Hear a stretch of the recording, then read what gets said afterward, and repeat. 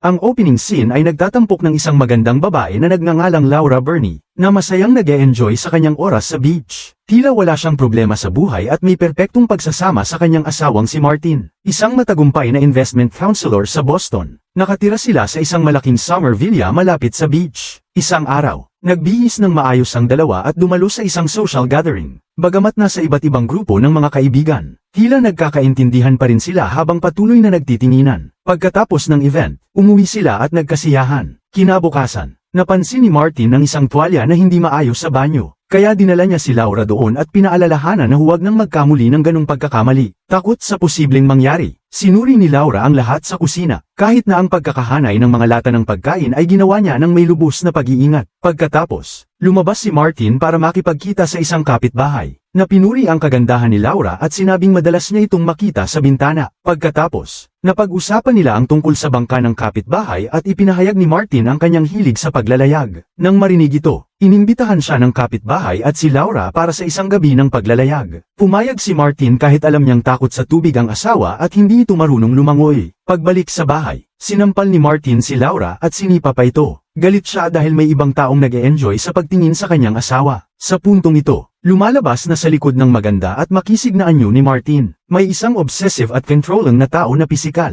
emosyonal, at sexual na inaabuso si Laura sa halos 4 na taon ng kanilang pagsasama. Pagkatapos ng pang-aabuso, tulad ng dati, humingi ng tawad si Martin at binigyan ito ng mga bulaklak at regalo. Ngayon, isang pulang damit ang ibinigay niya. Hinubere niya si Laura at pinasuot ito ng damit. Tila hindi komportable si Laura sa ginagawa niya. Pagkatapos, muli niya itong pinilit, at sa mukha ni Laura ay kitang-kita ang kanyang nararamdaman. Kinabukasan, habang naglu-lunch, ipinahayag ni Laura ang kanyang gusto na magtrabaho ng full-time sa isang library, ngunit hindi siya pinayagan ni Martin, at sinabing may part-time na trabaho na siya sa isang bookstore. Nabanggit din niya na hindi siya pinayagan na dumalo sa libing ng kanyang ina-6 na buwan na ang nakalipas. Bilang tugon, sinabihan siya ni Martin na huwag makipagtalo dahil ayaw niyang masira ang mood para sa gabi. Sa susunod na eksena, ang mag-asawa at ang kapitbahay ay naglayag. Hindi nagtagal, biglang dumating ang isang malakas na bagyo, na nagdulot ng hirap kay Martin at sa kapitbahay na kontrolin ang bangka. Sa isang pagkakataon, tumama ang bangka sa isang malaking alon, na nagtulak kay Laura sa dagat. Natakot si Martin at sinimulan niya itong hanapin sa tubig habang sumisigaw ng kanyang pangalan. Pagkatapos ng malawakang paghahanap ng Coast Guard,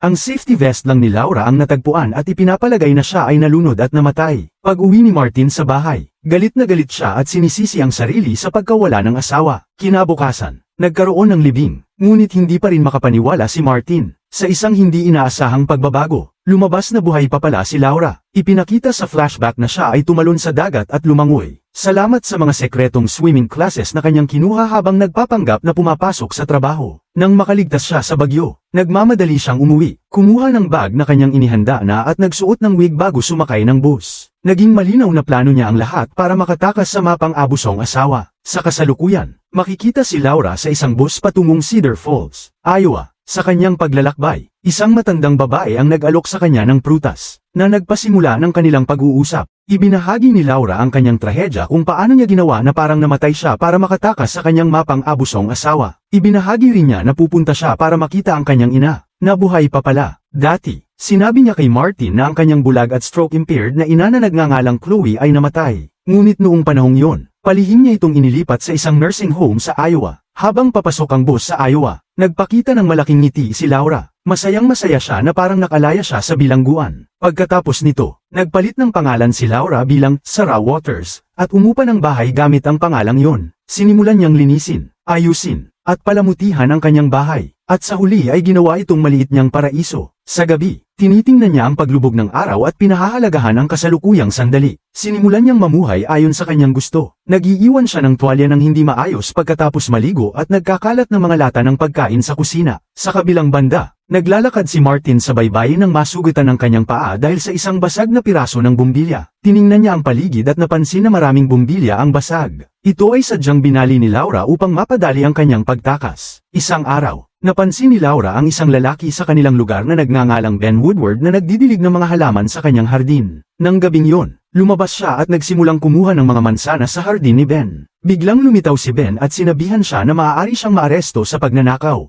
Nagmakaawa si Laura na payagan siya dahil gagawa siya ng apple pie. Nang marinig ito, iminungkahi ni Ben na magkasundo sila. Ngunit ibinagsak ni Laura ang mga mansanas at umalis, na sinasabing hindi siya gumagawa ng mga kasunduan. Sinundan siya ni Ben hanggang sa bahay at inalok ang mga mansanas. Humihingi ng paumanhin sa kanyang paraan ng paglapit. Nagpakilala siya bilang isang drama teacher sa isang lokal na kolehiyo. Ngunit nang tanungin niya si Laura tungkol sa kanya, nagkunwari siyang huli na at pinaalis siya. Sa susunod na eksena, nasa trabaho si Martin nang tumawag sa kanya ang isang babae mula sa isang sports club upang magbigay ng pakikiramay sa pagkamatay ni Laura. Nagtaka si Martin kung paano nakilala ng tumatawag ang kanyang asawa, dahil hindi naman daw pumupunta si Laura sa sports club. Ipinagtapat ng babae na pumupunta si Laura doon tuwing umaga para sa kanyang swimming classes. Nang malaman ito, nagduda si Martin at nagmadaling umuwi para suriin ang mga gamit ni Laura. Pagkatapos ng ilang oras na pagsusuri, natagpuan niya ang singsing ng kasal na itinapon ni Laura ngunit nakalimutang i-flush sa inidoro. Dahil dito, naghinala siya na baka nagpanggap lamang si Laura na patay at posibleng buhay pa ito. Samantala, pumunta si Laura sa bahay ni Ben para magbahagi ng homemade apple pie. Inanyayahan siya ni Ben na kumain ng hapunan. Habang naghahanda, nagkaroon sila ng maikling usapang kung saan nalaman ni Ben na naghahanap siya ng trabaho. Inalok niyang tulungan siya, ngunit tumanggi si Laura dahil wala siyang mga dokumento ng kwalifikasyon. Napansin ni Ben ang sugat sa ulo ni Laura at naghinala na may masamang karanasan siya sa nakaraan. Sinubukan niyang tanungin siya tungkol dito, ngunit biglang nagbago ng paksa si Laura. Pagkatapos, muling tinanong ni Ben ang kanyang pangalan, at sinagot niya ng Sarah Waters. Simula sa sumunod na araw, sinimulan ni Martin ang masusing investigasyon tungkol kay Laura. Pumunta siya sa isang nursing home, nagpapanggap bilang isang detective, at nalaman na binayaran ni Laura ang lahat ng bayarin at inalis ang kanyang ina 6 na buwan na ang nakalipas. Nang marinig ito, lalo pang tumibay ang hinala ni Martin. Nag-hire siya ng isang private investigator at inalok ito ng malaking halaga na $20,000 kung mahahanap niya si Laura. Sa Iowa, tinulungan ni Ben si Laura na makakuha ng trabaho sa isang library. Habang naglalakad palabas, tinanong niya ang totoong pangalan ni Laura. Hindi siya naniniwala na sara ang kanyang pangalan dahil hindi siya sumasagot kapag tinatawag siya ng ganun. Gayunpaman,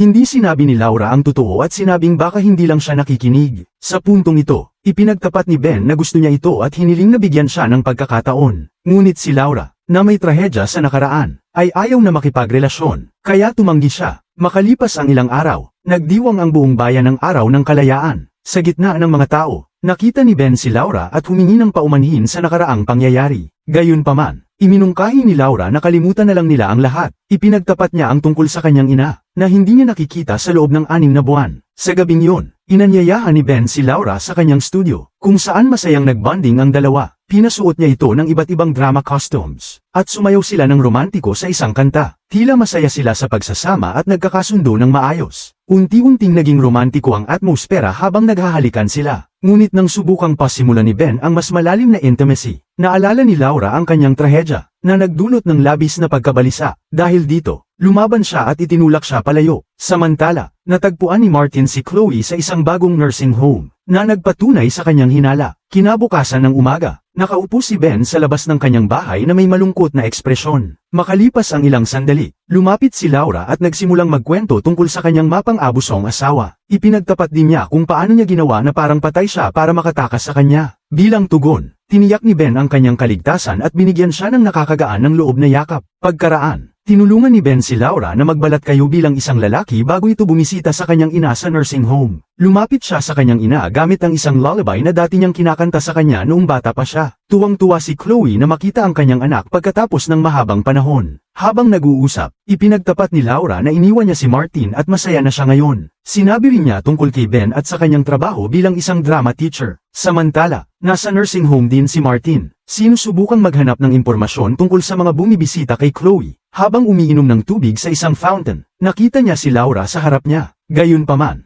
hindi niya nakilala ang nagbalat kayong anyo nito. Nang umalis si Laura, sinabihan ng isang staff si Martin tungkol sa isang bisita. Nagmadali siyang lumabas para pigilan siya. Ngunit nakalayo na ito. Bumalik si Laura sa bahay at masayang-masaya na niyakap at hinalikan si Ben. Pagkatapos, nagpanggap si Martin bilang isang pulis kay Chloe. Gumawa siya ng kwento tungkol sa banta kay Laura at sinabing kailangan nilang hanapin ito agad. Hindi alam ng matandang babae kung saan ito makikita. Ngunit sinabi niya kay Ben na nagtatrabaho bilang drama teacher sa Cedar Falls College. Gamit ang impormasyong ito, hinanap ni Martin si Ben at sinimulan itong sundin ng palihim. Nang gabing yun, sinundan ni Martin si Ben sa isang amusement park, kung saan wakas ay nakita niya si Laura. Napuno siya ng selos at galit nang makita niyang naghahalikan ang dalawa. Pagbalik sa bahay, nagpunta si Laura para mag-ayos nang mabigla siya sa nakahanay na tuwalya. Nagmadali siyang lumabas at sinimulang suriin ang buong bahay. Makalipas ang ilang sandali, binuksan niya ang kitchen shelf at naluwag ang kanyang loob nang makita na magulo ang mga laman nito. Nang gabing yun, naglaan si Laura ng pribadong oras kasama si Ben sa hardin. Nagbahagi ang dalawa ng isang romantikong halik bago magpaalam. Pagbalik sa kanyang bahay, napansin ni Laura na nakabukas ang kanyang aparador. Nag-alala, nagmadali siya sa kusina at tiningnan ang shelf, upang matuklasan na ang mga laman nito ay nakahanay ayon sa mahigpit na pamantayan ni Martin. Nang malaman na totoo na ang kanyang mga pangamba, nagsimula siyang umiyak nang harapin siya ni Martin. Niyakap at hinalikan niya ito, na nagpapahayag ng kaluwagan sa paghipo sa kanya pagkatapos ng mahabang panahon. Sa gitna nito, kumatok si Ben sa pinto at nagpaalala kay Laura tungkol sa oras ng kanilang pagkikita kinabukasan. Nang mapansin niya na may mali, pumasok siya sa bahay at sinubukang pigilan si Martin. Gayunpaman, madali siyang napigilan at napatumba. Ipinakita ni Martin kay Laura ang kanyang singsing sa kasal at sinimulang halikan siya ng sapilitan. Nang sandaling yon, sinipa niya ito sa singit, kinuha ang baril nito, at tinutukan siya, habang abot niya ang telepono para tumawag ng pulis. Inakala ni Martin na nagbabanta lang ito, tulad ng ginawa nito noon. Ngunit sa pagkakataong ito, nagulat siya nang sabihin ni Laura sa pulis na may nakapatay siyang intruder. Sandali pagkatapos, binaril niya ito ng 3 beses sa dibdib,